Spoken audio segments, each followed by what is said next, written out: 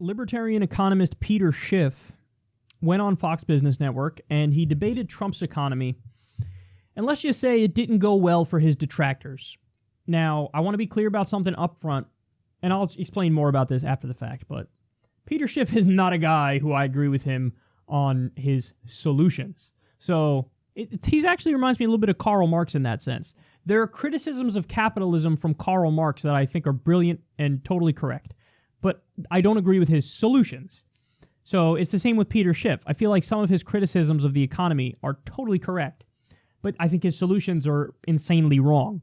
So having said that, and putting that entire conversation aside here, let's look at Peter Schiff versus a Trump apologist as to what's currently going on in our economy. The unemployment rate is unbelievably low. You have great jobs numbers. Job creation is looking very healthy. Have you changed your opinion 1 year later? Well, not at all. I mean, first of all the trends that you're pointing to, those are the exact same trends that existed under Barack Obama. And when Donald Trump was a candidate and when I voted for him, he was calling out Obama for claiming credit for what was phony numbers, that the real unemployment rate, according to Donald Trump, when he was a candidate, was 20%, 30%, 40%, because he was looking at all the people that were working part-time but that wanted to work full-time, but more importantly, all the people who weren't working but are not even counted as being unemployed because they've dropped out of the labor force. They're discouraged and they're not looking for jobs. And that trend hasn't changed. You know, Donald Trump inherited a big, fat, ugly bubble, to quote Trump, from Obama, and all he's done is blown more air into it. Kevin, fight back if you feel it necessary. Yeah, I don't know what numbers Peter's looking at. Let's look at this. 5.1% unemployment for people without a high school diploma. That is the lowest it's been since 1992. That's incredible. Some of the people that were the most left behind are now participating in the workforce. It's the lowest Hispanic unemployment. 2.8 million off of food stamps. The reality is more people are working, more people are supporting themselves, and therefore more people have money to spend. That's good for American workers, and it's good for the economy. Well, look, you know, last year we had 2.3% GDP growth for 2017, very similar to the numbers we got under Obama. We got a 4.1 quarter. 4.1%. Yeah. Well, that's one quarter, and we'll see if it holds up. I mean, Barack Obama had 4 quarters that were over 4. He had a quarter that was over 5, but none of that mattered because none of it held up for the entire year. I don't think that we're going to be over 3% in 2018, but more importantly, we are headed into a massive recession. Trump bought the economy some time with the tax cuts, but all it's doing is pushing off the day of reckoning. We had to borrow a lot of money to finance those tax cuts. Donald Trump helped make government bigger and more expensive by increasing welfare spending, increasing military spending. He reduced the revenues necessary to pay for that. That is bad for the economy. To that end, Kevin, the federal deficit is pushing up against $1 trillion at a faster pace than it had been. It's going to hit it much earlier than had been expected. So we are looking at a gigantic deficit that is only getting bigger. And then you look at the debt of this country. 21 trillion and climbing. So at what point do you see, because I'm guessing you are a believer in the tax cuts and feel they will spur growth, will it turn around? Will it turn these numbers around? Yeah.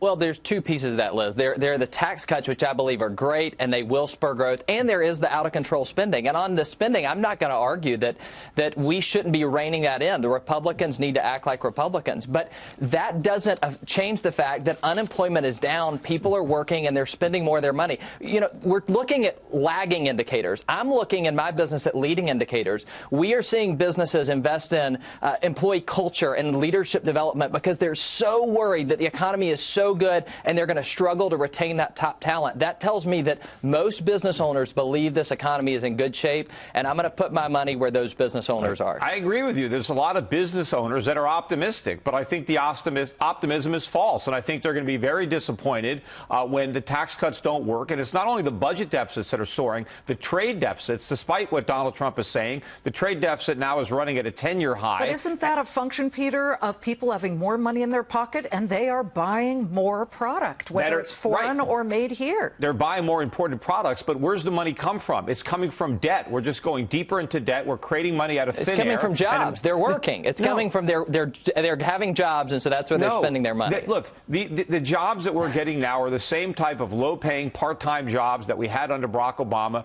You talked about the people with high school dropouts. A lot of them aren't unemployed because they're living at home with their parents in the basement, and they're not looking for a job. And if you're not looking for a job, you don't get counted. But that doesn't mean you're employed. Damn. So, yeah, he kind of fucked him up there. This happened also in 2006 and 2007. Peter Schiff would come on CNBC, and he was the only person who was saying, we're in a bubble, there's going to be a giant recession, and it's coming soon. And they would laugh at him, and they would mock him, and they would say, oh, sour grapes. And then what happened? There was a giant subprime mortgage crisis and a great recession. And he was the last man standing, and he was like, I told you so. So he was right then, and he's right now about this economy. Now, again, I want to be clear. Peter Schiff is a guy who, he's a hardcore libertarian, and he's basically almost an anarcho-capitalist. And there's so many things I think he's like really wrong about that it's like sad almost. So, for example, he's one of these guys who thinks that like the minimum wage law is tyranny. Because, hey, private businesses should be able to do whatever they want to do without government interference. And, he makes the argument that, when you have a minimum wage law, as a direct result of that, it increases unemployment. Well, there have been studies on that, and even though in theory you think that's the case, you make the business owner pay more and then they'll fire more people. It's just a logical conclusion. That's their point. Well, no, but they've actually studied it, and if you raise it in a reasonable way, so for example, usually when they implement these minimum wage increases, they do it over a few years. So it's like, okay, it jumps $1 this year, $1 next year, and then it stops at whatever the number is that they raised it to. It actually doesn't increase unemployment. In the studies they've done, there was no effect on unemployment at all, and even in some instances went in the other direction, where unemployment went down as the minimum wage went up. So that's one area where he's not right, and I don't want to get into much more. I'll bring up one more point just to make it clear. He likes to say, the recession isn't a problem, it's the solution.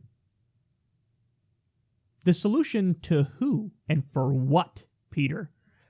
Because his point is, that's the way to get the economy sound again, is you have to basically deflate all the air out of the bubble, start from scratch, and rebuild an economy that's done properly. Now, again, in his mind, properly is like an anarcho-capitalist, totally laissez-faire, free market, unfettered capitalist system, which, again, I think is a little naive to think like, that'll solve it. Like, that's the answer. And also to say something like the recession is the solution, what you're saying is the ultimate goal is not human flourishing. The ultimate goal is to make all the computers work on a screen. Like, do all the numbers add up properly? Oh, great. It's almost like they view the economy as some saint overlord that cannot ever be tweaked or questioned. And it's just like, you have to serve the will of the economy. And if that means millions of people being unemployed and or starving and miserable, then that's fine because that's the solution. The recession is the solution. So I think he's wrong about a lot of things. But in this clip, yeah, he kind of nailed it. Number one, Donald Trump used to talk about how the unemployment rate is fake because the way they count it is rigged. There's this thing called the U6 unemployment rate, which is a more accurate reflection of the unemployment rate because it shows, it basically says people who are working part-time, who want to be working full-time, okay, they kind of count as unemployed. People who have totally dropped out of the labor market, they count as unemployed in the U6 unemployment rate. They don't do it in the regular unemployment rate that's reported. So Trump used to point that out. Now that he's president, he doesn't give the U6 unemployment rate. He gives the one that everybody uses, which is the lower one, because he wants to make my economy's great. So he's kind of a fraud in that respect. Peter Schiff is pointing that out. And then Peter Schiff is saying, hey, wages are low and there's a giant bubble, which I file under the category of duh, but nobody in mainstream media says it. Nobody says it. So, and then he also says what's happening is they did massive tax cuts to the rich. That's going to temporarily inflate the economy. Actually, to be more specific, it's going to temporarily inflate corporate profits, which is why the market is soaring, because wages didn't go up. That just increased corporate profits. So you do these massive rich tax cuts, and the deficit skyrockets, and then eventually we're going to have a day of reckoning with all this stuff. So it's tricks. It's all tricks. It's all tricks in order to get to pretend like, oh yeah, our economy's doing great. Don't look at wages. Don't look at that at all. Don't look at the actual unemployment rate. Don't look at that at all. Don't look at manufacturing. Don't look at that at all. He even brings up the trade deficit there, which Trump says he cares about, but he makes it worse. So he's right. He's right. It's a weird thing. I always feel like giving Peter Schiff credit on stuff because there's so much that I think he's so wrong about. But I think here he deserves the credit, which is why I'm doing the segment.